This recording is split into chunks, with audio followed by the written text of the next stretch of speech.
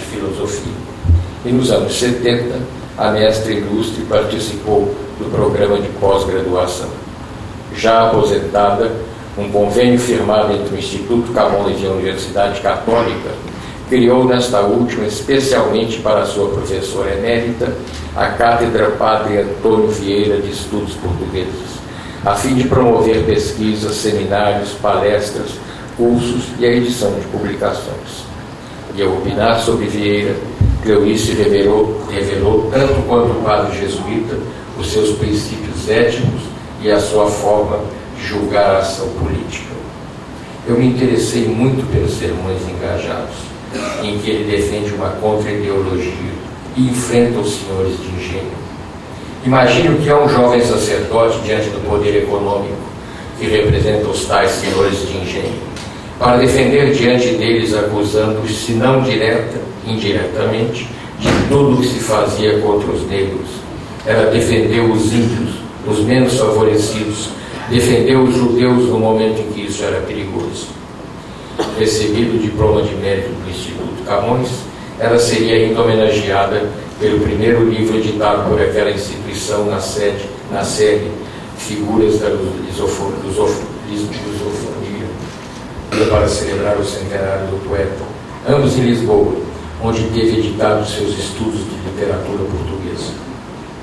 De 1985 a 1989, seria professora visitante nas universidades da Califórnia e de Lisboa, ministrando cursos de pós-graduação em literatura portuguesa. Cleonice presidiu a Associação dos Professores de Literatura Portuguesa do Estado do Rio de Janeiro, foi membro fundador da Associação Brasileira de Professores de Literatura Portuguesa, é vice-presidente da Associação Internacional de Lusitanistas. Hoje, aqui no Rio, prepara cursos para a Casa do Saber, onde faz pouco dissertou sobre 7 séculos de poesia portuguesa, consultora da Coordenação de Aperfeiçoamento de Pessoal de Nível Superior, a CAPES, e da Fundação de Amparo à Pesquisa do Estado do Rio de Janeiro, a FAPERJ, que lhe otorgou a sua medalha de mérito científico.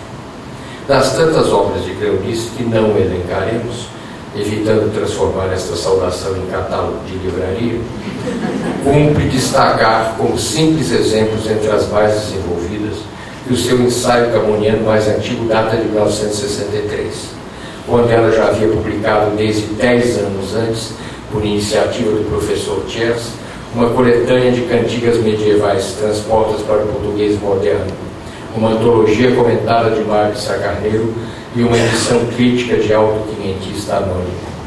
Publicaria ainda as poesias de João de Deus e o teatro de Gil Vicente, além de elaborar a edição crítica das obras dramáticas de Antônio Ribeiro Chiato, Ventos de Camões, por ela considerado a obra mais extensa e de maior responsabilidade que até hoje prevaleu. Os amplos estudos de literatura portuguesa surgiram em 1985. Vieram em 1988, indagava o que é a necessidade de escrever versos, senão a vergonha de chorar. Heterônimo, a quem o autor emprestou o seu poema que mais me atrai, A Tabacaria. Atrai e inquieta, como o livro do Desassossego, do heterônimo Bernardo Soares. Os seus ensaios lhe deu a satisfação proporcionada pela leitura do Adamastor, extraído dos Lusíadas. É minha. Ninguém que eu saiba fez antes de mim. Gosto do meu Adamastor por suas duas faces, antes e depois de Vasco da Gama, a que inspirava medos e a que causa compaixão.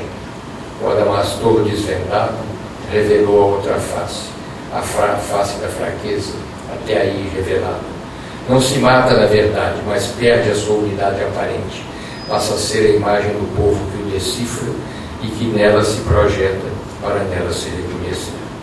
Não ousei indagar para qual dos bardos, entre ambos, sou cã-balança, pois ela afirma que na leitura do grande épico camoniano era preciso voltar e voltar a percorrer caminhos, a descobrir recantos, por vezes de difícil acesso. Os seus rádios e ouço Camões, poeta de todos os tempos, na voz bonita e no comentário claro e sábio de Cleonice Berardinelli. Já Carlos Drummond de Andrade dedicou o seu fazendeiro do ar e poesia até agora à nossa nova companheira.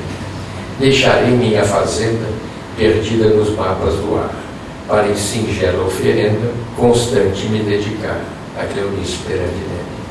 E a ela voltava, com respeitoso carinho, trago, pois, minha oferenda de bem humilde vizinho, a justiça que me impele, a genuína fazendeira, Cleonice Perandinelli. Mas tampouco poderíamos reduzir o interesse agudo e penetrante de Cleonice aos poetas, pois nas linhas mestras da literatura portuguesa, que organizou para lecionar na Universidade Federal do Rio de Janeiro, concluiu-se apresentarem como seus aspectos mais marcantes o subjetivismo, o nacionalismo, forma mais ampla do subjetivismo, tomado em duas vertentes, a laudatória e a crítica, o saudosismo e o messianismo. Por consequência, os autores mais representativos daquelas linhas mestras seriam, para ela, o historiador Fernão Lopes, os dramaturgos Gil Vicente e Bernardo Santareno, o poeta lírico e épico Luiz de Camões, o ficcionista Eça de Queiroz e o poeta e prosador Fernando Pessoa, em que Afonso Arinos foi ministro de Estado das Relações Exteriores.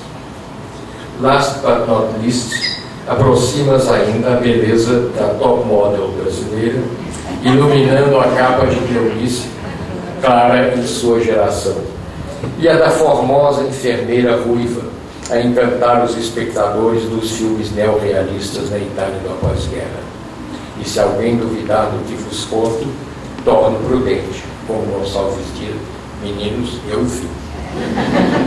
Não abusemos, porém, do tempo que nesta noite de gala poderia ter sido ocupado quase exclusivamente pela aula magna nós ministrada pela nova acadêmica e educadora de sempre. Assim, tenta-me parafrasear o velho amigo, grande diplomata, grande filólogo, grande lexicógrafo, Antônio Weiss, que lecionou no mesmo colégio onde fui aluno de Cleonice. Seria recebido na Academia Brasileira de Letras por Afonso Arinos e foi meu predecessor nesta casa, meu saudoso predecessor. Se algumas lições a vida me deu, uma é esta: em momentos assim é mister ser breve. No caso, a brevidade se me impõe por muitos motivos: a riqueza da personalidade da obra da minha homenageada, a circunstância de que não quero agradecer-vos a atenção e a presença, ou pagar-vos de uma digressão que vos venha a ser enfadonha. Entre o pecado do excesso e o pecado da carência, buscarei ficar neste, o mais leve, creio. Ninguém melhor do que a própria dona desta bela festa para resumir, afinal, simples e objetiva como sempre, o que tem sido o seu itinerário admirável, a sua demorada travessia. Neste momento a que cheguei por um longo caminho, que passou por uma vida familiar feliz, por um percurso escolar afetuosamente estimulado por meus pais e seguido lado a lado com meus irmãos, por um casamento bem sucedido, por um convívio afetuoso com sobrinhos de sangue, com filhos, netos e bisnetos, não nascidos de mim, mas assim amados no amor por eles retribuído, por uma vida universitária em que, como discente, tive mestres inesquecíveis, em que, como docente, consegui fazer uma carreira que, em extensão e dedicação, desafia paralelos, e ao longo da qual transformei alunos em colegas e amigos os mais queridos. Um percurso que passou por muitas alegrias e tristezas, por feridas ainda não cicatrizando.